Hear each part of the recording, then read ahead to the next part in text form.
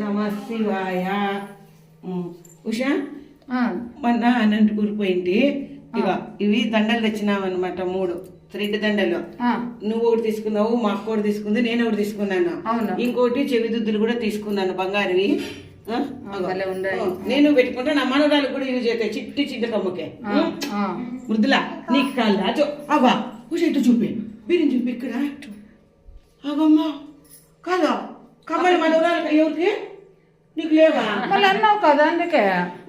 ఏడ పెట్టుకుంటావు చూపిమ్మా, ఏడ పెట్టుకుంటారు చూపిమ్మా, నీకేస్తాలేమ్మా. ఏడ పెట్టుకునే చెప్పు మరి, చెవులు కవి చూపి. ఏడ పెట్టుకుంటారా? ఉషావు చూపిస్తారు అట్లా. ఈ చెవు చూపి, ఆడ పెట్టుకుంటారా?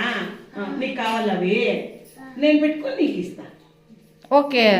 ఇంకోటి విషయం 360 సోమవారం కదంలో ఈడే శివుని దగ్గర ఈడే ముట్టించేసి ఇది 2 దండలు కావ్యా, నీళ్ళత్తమ్మ ఒకటి, నేను ఒకటి, ఉషా ఒకటి తీసుకున్నాము.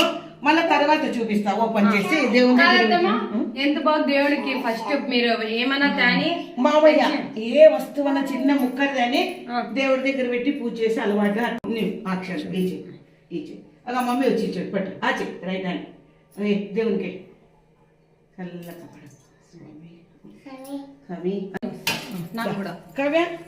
ఒకటి.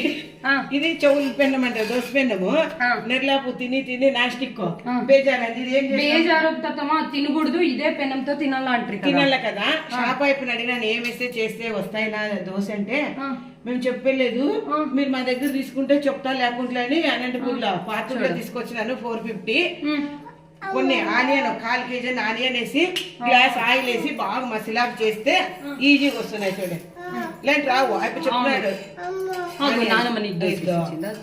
ఈ చాలా బాగుంటాయి కవి. ఇదొకటి నెర్లా పెన్నం తిని తిని